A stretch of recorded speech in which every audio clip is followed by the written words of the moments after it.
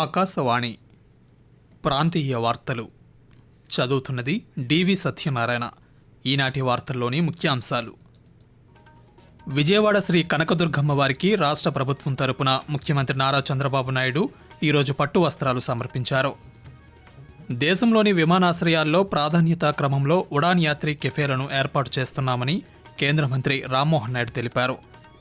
దక్షిణ కొరియా రాజధాని సియోల్ నగరంలో రాష్ట్ర మంత్రులు పి నారాయణ, బీసీ జనార్దన్ రెడ్డి పర్యటిస్తున్నారు. ఉత్తర కోస్తాంధ్రప్రదేశ్ మీదుగా సగటు సముద్ర మట్టానికి 900 మీటర్ల ఎత్తులో ద్రోణి కొనసాగుతోందని అమరావతిలోని భారత వాతావరణ కేంద్రం తెలిపింది. వార్తల వివరాలు. మహిళలు శక్తి స్వరూపిణులని ముఖ్యమంత్రి నారా చంద్రబాబు నాయుడు పేర్కొన్నారు.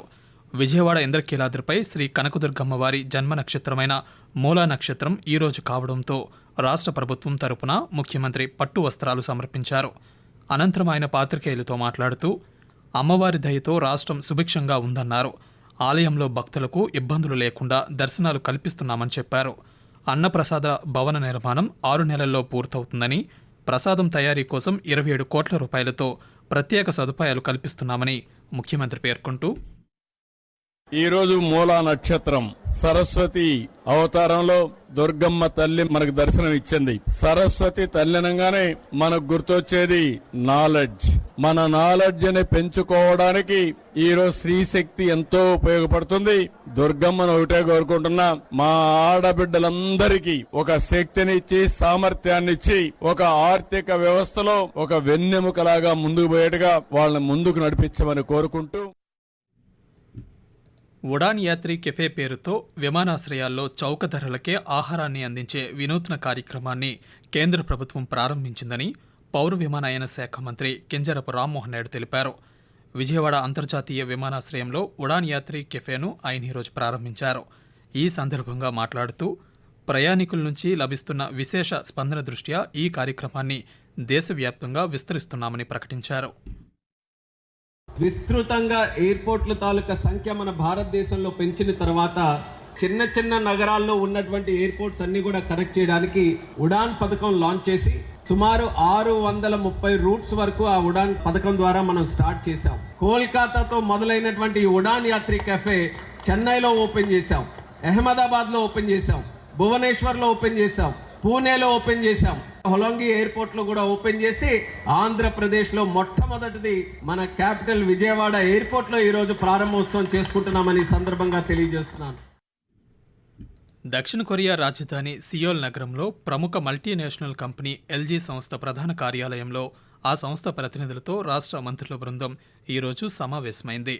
రాష్ట్రంలో పెట్టుబడుల అనుకూల వాతావరణం, స్పీడ్ ఆఫ్ డూయింగ్ బిజినెస్ వంటి అంశాలను ఆ సంస్థ ప్రతినిధులకు రాష్ట్ర మంత్రులు పి నారాయణ, బీసీ జనార్దన్ రెడ్డి వివరించారు.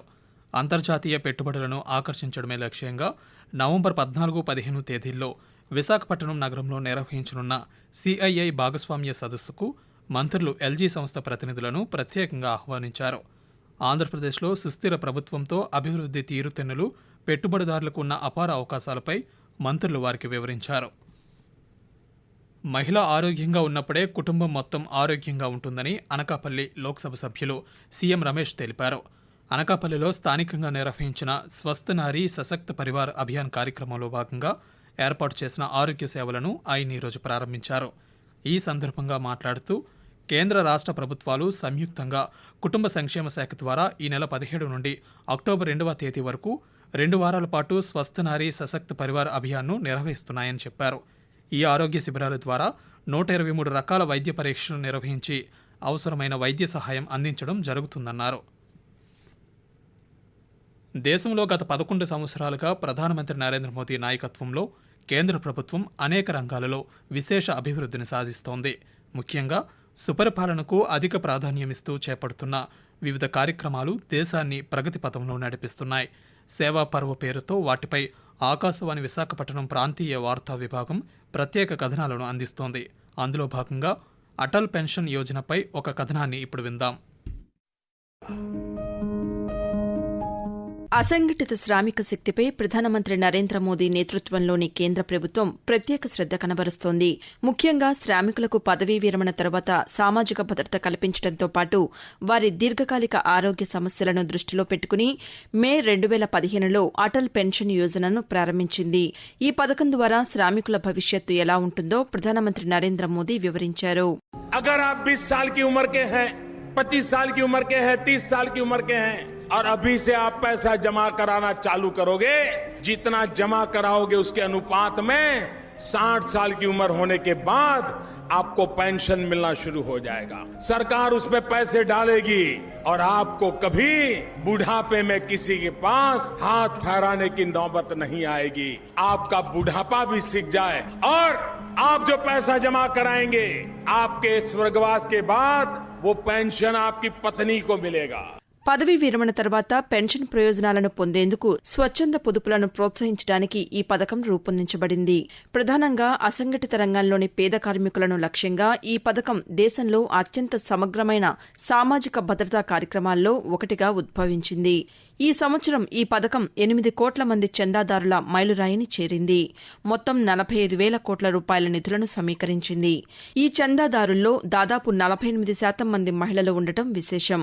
డిజిటల్ ఏకీకరణ, మహిళల భాగస్వామ్యం, గ్రామీణ ప్రాంతాలను చేరుకోవటం వంటి అంశాలపై కేంద్ర ప్రభుత్వం నిరంతరం దృష్టి సారించడం వల్ల అటల్ పెన్షన్ యోజన భారతదేశ సామాజిక భద్రతా పర్యావరణ వ్యవస్థకు ఒక మూల స్తంభంగా మారింది. జిల్లాలో సూపర్ జీఎస్టీ, సూపర్ సేవింగ్స్పై అవగాహన కార్యక్రమాలు నిర్వహించాలని కాకినాడ జిల్లా సంయుక్త కలెక్టర్ రాహుల్ మీనా అధికారులను ఆదేశించారు.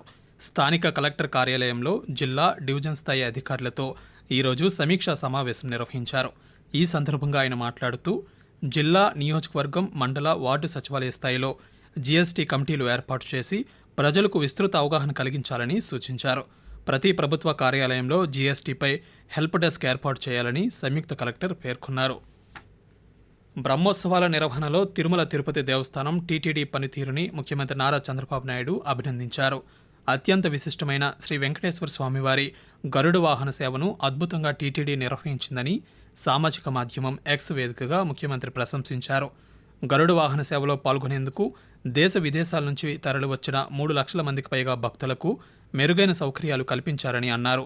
బ్రహ్మోత్సవాలను వైభవంగా నిర్వహించడంలో కీలక పాత్ర పోషించి సమన్వయంతో వ్యవహరించిన టీటీడీ బోర్డుకు, దేవస్థానం అధికారులకు, ఉద్యోగులకు చంద్రబాబు నాయుడు ధన్యవాదాలు తెలిపారు.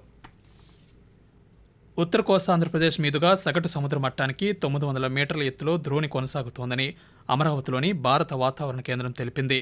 మరిన్ని వివరాలను వాతావరణ అధికారి ఎం వెంకట్రావు వెల్లడిస్తూ, ఉత్తర కోస్తా ఆంధ్రప్రదేశ్ మరియు దాని పరిసర ప్రాంతాల్లో సగటు సముద్ర మట్టానికి 1.5 నుంచి 5.8 కిలోమీటర్ల మధ్య ఉపరితల ఆవర్తనం విస్తరించి ఎత్తుకు వెళ్లే కొద్ది దక్షిణ దిశ వైపు వంగి ఉంటుంది. ఉత్తర కోస్తా ఆంధ్రప్రదేశ్ యానాములు ఉరుములతో కూడిన మెరుపులు మరియు బలమైన గాలులు గంటకు 40 నుంచి 50 కిలోమీటర్ల వేగంతో వీచే అవకాశం ఉంది. రేపు భారీ వర్షాలు అల్లూరు సీతారామరాజు జిల్లా, పార్వతీపురం, మన్యం, శ్రీకాకుళం, కోనసీమ, కాకినాడ, తూర్పు గోదావరి జిల్లాలో 1 లేదా 2 చోట్ల కురిసే అవకాశం ఉంది. ఇక దక్షిణ కోస్తా ఆంధ్రప్రదేశ్ లో ఈ రోజు మరియు రేపు బలమైన గాలులు గంటకు 40 నుంచి 50 కిలోమీటర్ల వేగంతో వీచే అవకాశం ఉంది. ప్రాంతీయ వార్తలు ముగించే ముందు ముఖ్యాంశాలు మరోసారి.